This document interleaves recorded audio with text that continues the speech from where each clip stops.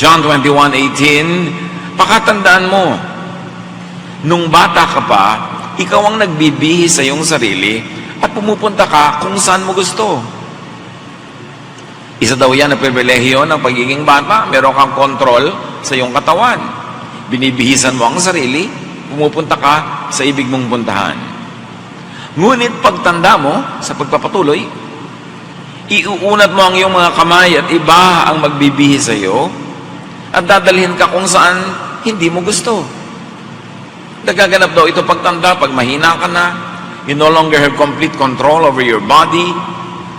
Kaya habang maaga, pumunta ka na sa gusto mong puntahan. Habang kaya pa. At hanggat maaari, habang bata ka pa, magbihis ka ng matatanda at mahihina. At ipanalangin at asahang, kung ikaw naman ang tumanda, ay meron din magbihis sa iyo. Kasi ang itinatanim ay inaani. Magpasyal ka na ng mga matatanda, para kung ikaw naman ang tumanda, ay maaaring sa iyong itinanim, ay meron namang magpasyal sa iyo.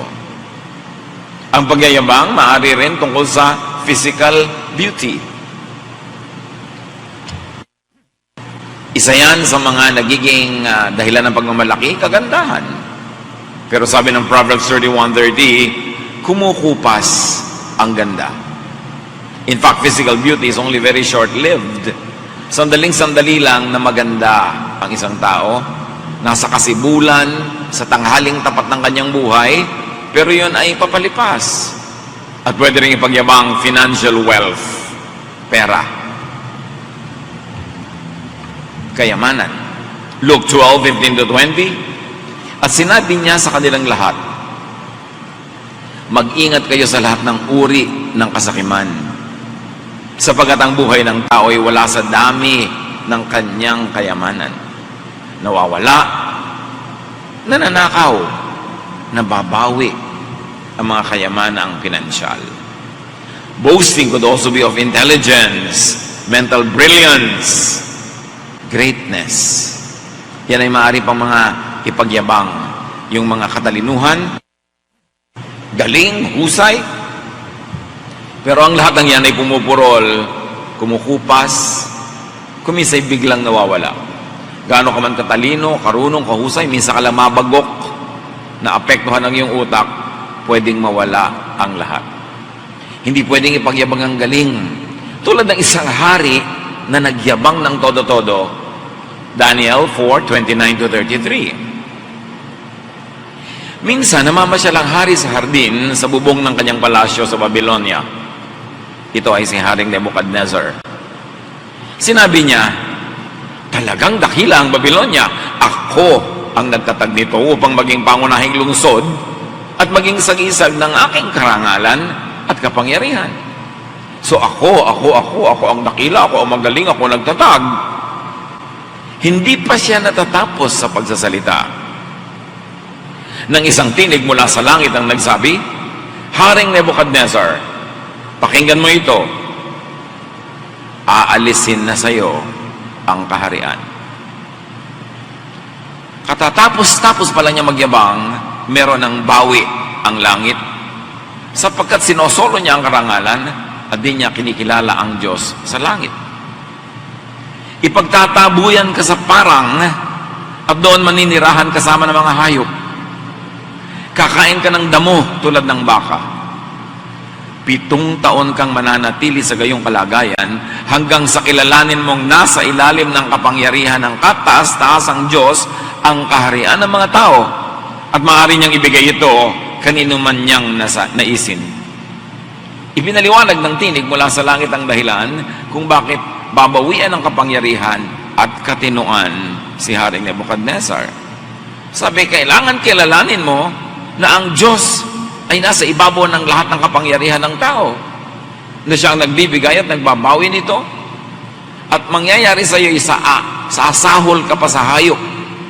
At minaipaliwanag na ang mga medical scientists na maaaring uri ng sakit na dumapo dito kay Nebuchadnezzar, but definitely it affected his brain, his mind. At nangyari yun. So nangyayari ang pagbababa sa mga nagmamataas, pagbawi sa mga pinahihiram lang naman. Verse 33, nangyari agad kay Nebuchadnezzar ang sinabi ng tinig. Kahit gaano karunong, kahusay, kagaling, maaaring magkasakit sa utak ang tao. Maaaring mabaliw na nagiging asal, hayop o masahol pa. O lumalabo ang alaala, nagdidilim ang kaisipan, nawawala ang inspirasyon sa galing, pumupurol, dumidilim. Boasting could be of talent or skill. Ang husay-husay mong gumawa ng ganito, gumawa ng ganyan, pero ang tao nagkakasakit. Pwedeng dapuan ang tinatawag na aksidente. O magaling man ay nadadaig naman ng ibang mas magaling pa. So hindi dapat nagyayabang. Boasting could also be of social and political status and strength. Makapangyarihan, maraming relations, maraming koneksyon, pero pwedeng bumabagsak, iniiwan, tinatalikuran ng iba. Lalo yung political power, pag uso ka, ang dami mong kaibigan, pag di ka na uso, bumabaligtad pa nga yung dating kunwari kaibigan mo, nagiging kaaway mo pa. Boasting could also be of spiritual standing and power. Hindi napapansin ng mga nagbubuhay banal o nagbabanal-banalan o pinipilit maging banal na nagiging kayabangan na rin nila ang kanilang kayabangan, ang kanilang kalinisan.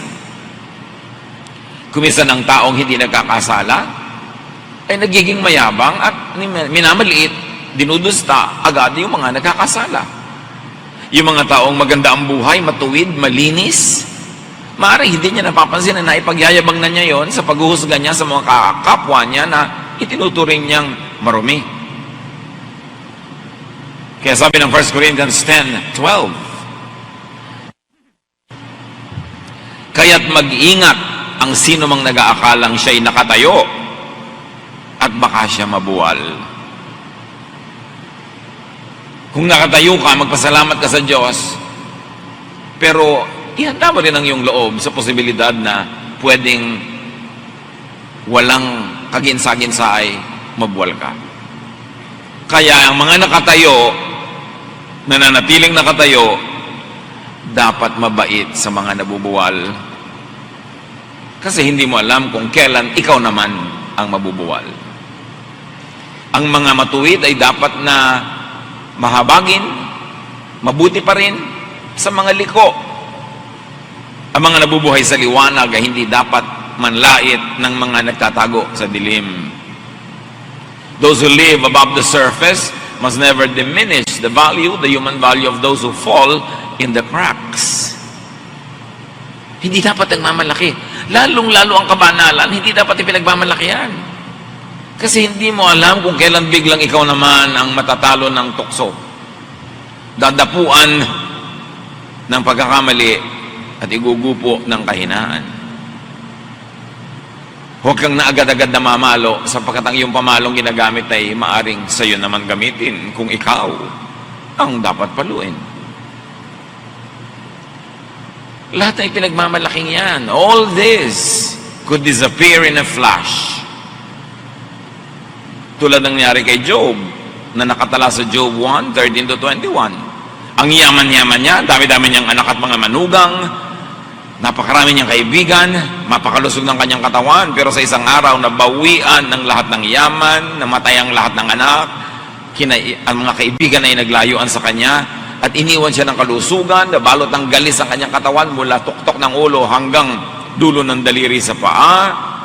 At may kaisa-isang taong natira sa kanyang piling, ang kanyang asawa, na walang ginawa kundi siya ay guluhin at inisin. All in a day. Ang buhay ng tao pwedeng maiba sa loob lang ng isang araw. Kaya hindi dapat magmalaki. Even you, I, could disappear in a flash. Naglalakad ka lang, biglang nadaganan ka ng gumuhong building. Instantly, nakalibing ka na. Tinamaan ka ng kidlat. Tinamaan ka ng ligaw na bala. O bigla ka naka-atake sa puso. Walang pwedeng ipagmalaki ang tao. Hindi mo pwedeng sabihin, Marami akong gagawin sa buhay. Dahil sabi sa Luke 12:20, sinabi sa kanya ng Diyos, hangal, sa gabi ring ito'y babawian ka na ng buhay. Kanino ngayon mapupunta ang mga inilalaan mo para sa iyong sarili? Hindi masamang maglaan sa sarili. Ang minamasama dito ay yung yabang na akala mo walang katapusan ng buhay mo at ma-enjoy mo lahat pagdating ng panahon. Kaya ang lesson, meron ka mang inilalaan ngayon, meron ka mang mga tinatangkilik, meron ka mga tinatamasa, enjoyan mo na, i-share mo rin sa iba, glorify God, kasi hindi mo alam kung bukas buhay ka pa. Walang pwedeng ipagmalaki. Ang yabang na mga pinag-usapan natin ay madalas umuwi sa hatol ng Diyos o sa hatol ng kapwa. Kasi siyempre ayaw din ng tao sa kapwa-taong mayabang. Ang pagmamataas ay umuwi sa pagbababa. Ang liko ay umuwi sa pagtutuwid. Nangyayari ang likas at natural na pagbabalanse ng buhay. Kaya dapat, kung ayaw mong sapilitang mabalanse ka, ikaw na ang mag-balance sa sarili. Makahalata ka kung lumalabis ka na, ikaw na ang magbawas para hindi na langit pa ang magbawas. Nakakahalata kang yumayabang ka na yata, abay ibaba mo na agad ang iyong sarili kesa langit pa ang magpaluhod sa iyo para ka mapababa. Nakakahalata kang sobra ka ng nagmamalupit sa kapwa, magpakabait ka na kesa pilitin ka pa ng Diyos na maging mabait. Huwag magyabang. Iwasang magyabang and be blessed or stay blessed. Blessed ka na, tapos magyayabang ka, di mawawala ang blessing. Dati kang wala, binigyan ka ng Diyos, pinayaman ka, ipagyayabang mo, kung bawiin. Malakas ka, marami kang kayang gawin, ipagyayabang mo, kung pahinain ka. The best way to be blessed or to stay blessed, huwag magyabang. How not to boast? Paano nga ba hindi magyayabang? Unang-una, avoid the sin of Nebuchadnezzar. Acknowledge God for your blessings. For your talent, for your capacity, always acknowledge God. Kaya pag pinuri ka, huy, ang galing-galing mo, huwag mo na sasabihin, hindi, wala nga akong kagaling-galing. False modesty naman yun, dahil kung alam mo magaling ka, sabihin mong salamat, purihin ng Diyos, bigay niya yan. Ang ganda-ganda ng bahay mo, huwag sabihin, hindi, ang liit-liit nga. Alam mo naman, ang laki-laki, hanggang basketball court na yung sala mo, sabihin mo po, ang liit-liit nga. Hindi na yun humility, lying na yun, kaartehan na yun. Sabi mo, oo nga, thank God, I enjoy this. Naku, ang tali-talino ng anak mo. Praise God, siya ang nagbibigay ng talino. Salamat at napapansin mo yan. Laging tanggapin ninyo yung papuri, pero ibigay sa Diyos. Pero huwag itanggi. Hindi yung mukhang-mukhang bata ka. Ay, yung mukhang-mukhang bata ka, hindi nga. May wrinkle-wrinkle nga ako. Samantalang nakatira ka na sa salon para ka magmukhang bata. Pagkatapos sinabing mukhang bata ka, hindi nga. Matanda nga itsura ko. Kaartehan na yun. When people compliment you, be thankful. You say, thank you. Praise God. Ang galing-galing mo naman tumula, ang galing-galing mo kumanta, salamat po at purihin ng Diyos. Huwag yung hindi naman po ako magaling. Kasi hindi na effective yun. Nakakainis pa nga yung ganda ng arte. Be thankful to God. Thank God all the time. And honor God with your blessings. Pag kinikilala natin na ang pagpapala ay galing sa Diyos, lagi natin siyang pinararangalan. And how do you honor God with your blessings? Multiply the blessings. Binigyan ka ng pera, sumaya ka, edi magpamigay ka rin para dumami ang sumaya, hindi lang ikaw. Multiply the effect of the blessing. Huwag susuluhin. Katulad nung binigyan ng Panginoon ng puhunan, hindi niya pinalago, napagalitan ng Panginoon. Matthew 25:27. Bakit hindi mo man lamang inilagay sa bangko ang aking salapi? Kahit paano may tinubos, kahit paano may may tinubo sana ito. Sabi ng Panginoon. May ibinigay sa yung talent, palaguin mo yan. Kailangan tumubo ang Diyos. Binigyan ka ng talent na kumanta. Kumanta ka, hindi lang sa banyo. Kumanta ka sa publiko, kumanta ka ng mga makadiyos na awit, para ang kabutihan ng Diyos ay makahayag sa pamamagitan ng awit. Ano mang talent, gamitin mo. You're a gifted teacher, mag-handle ka ng Bible study. You are gifted with a comfortable house, host a Bible study. Kasi doon mo napaparami yung epekto ng pagpapala. Minumultiply. Honor God with your blessings. Give back to God.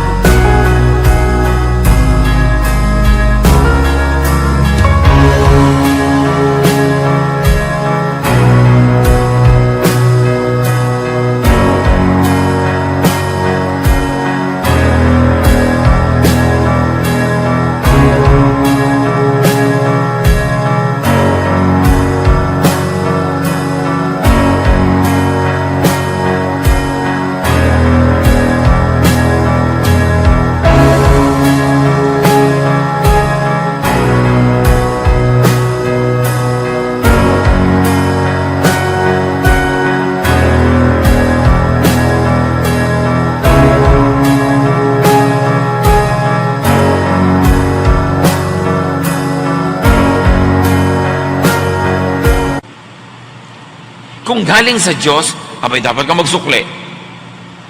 May ibinigay sa iyo, dapat bigyan mo siya ng tubo. Dapat ka mag-entrega sa Diyos. Kasi siya ang may bigay. Make at least correct offerings. Bakit dapat correct ng offerings? Because it is recognition of God as giver. Bakit napakahalang nagbabayad ka ng buwis? Sa gobyerno. Bakit pwede kang ikulong dahil lang hindi ka nagbayad ng buwis? Kasi pag nagbabayad ka ng buwis, ibig sabihin, nire-recognize mo yung gobyerno. Kaya ang mayroong mga civil disobedience, ayaw na i-recognize ang isang gobyerno, hindi sila nagbabayad ng buwis. Ngayon, nire-recognize mo ang Diyos. Nire-recognize mo siya ang nagbibigay ng lahat ng blessing. Eh di nagbubuwis ka sa Kanya. Hindi dahil kailangan nyo ng Diyos, kundi kailangan nyo ng gawain ng Panginoon, o kaya kailangan mo yon para maalala mo lagi na bigay ng Diyos ang lahat, kaya dapat ka magbuwis. Genesis 28:22, ibabalik ko sa inyo ang ikasampung bahagi ng lahat ng ipagkakaloob ninyo sa akin.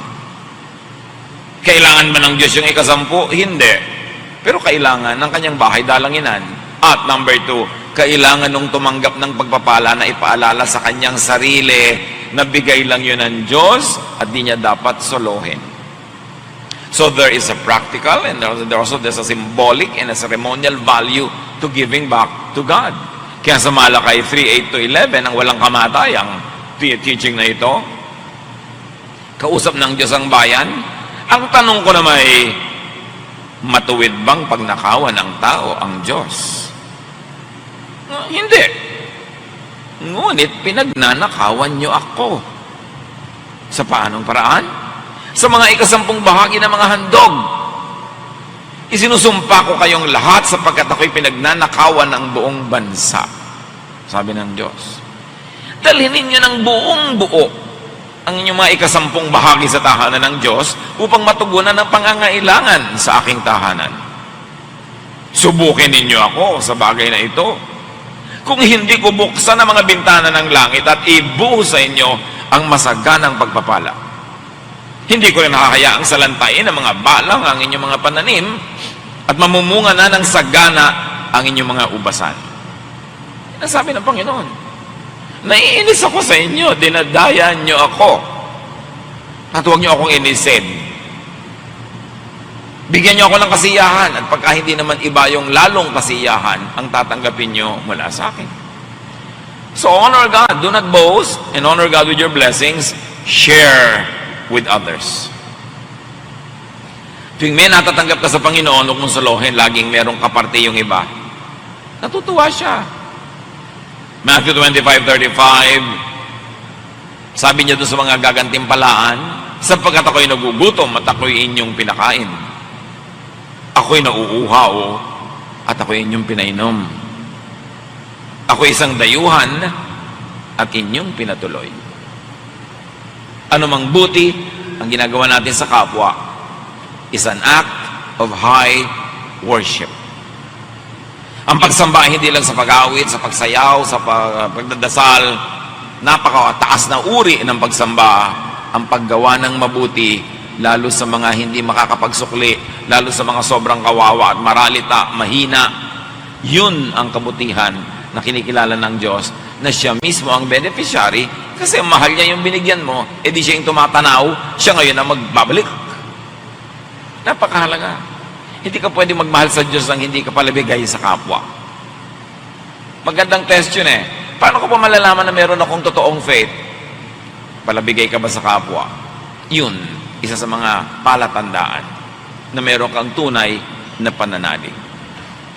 Honor God with your blessings by what? You should enjoy your blessings on time, in time. Yung on time, sa nakatakdang schedule. Yung in time, kung kailan nagkataon at dumating, enjoy the blessing. Naranasan nyo na ba na may niregaluhan kayo ng magandang damit, tapos hindi sinusuot, nasa cabinet lang? Niregaluhan nyo ng magandang plato, baso, hindi ginagamit, nasa cabinet lang? Niregaluhan nyo ng gamit na mahusay, ayaw gamitin dahil baka marumihan, baka dumumi, baka mabasag? Ikinakatuwa nyo ba yung ganon? O gusto nyo nakikita nyo yung ginagamit niya yung bigay nyo? Ganun ang Diyos. Yung bigay niya, gusto niyang makitang ine-enjoy natin. Dahil binibigyan tayo ng pagpapala para ating ma-enjoy, hindi para ating ilagay sa estante. In other words, appreciation is important. And one of the best ways to appreciate a gift is to put it to good use. So enjoy the blessings that God gives you. Ecclesiastes 3:1, ang lahat sa mundong ito ay may kanya-kanyang panahon. May kanya-kanyang oras. Kaya may oras ng pagtamasa, paglasap, pag-enjoy sa blessings ng Diyos. Huwag ipagyabang ang bukas. Anong ibig sabihin? Ay, next year na ako magpapahinga. Eh, kung mamatay ka na next month, hindi ka na nakapagpahinga. O, ayan, napahinga ka tuloy ng napakahaba. Huwag mo sabihin na magtitipid ako ng 10 taon, sa ika-11 taon, doon ako magbabakasyon. Yun ang pagyayabang. Sure ka, nasa 11th year, andyan ka pa. So what do? Because you respect time and the unpredictability of anything that can happen in life,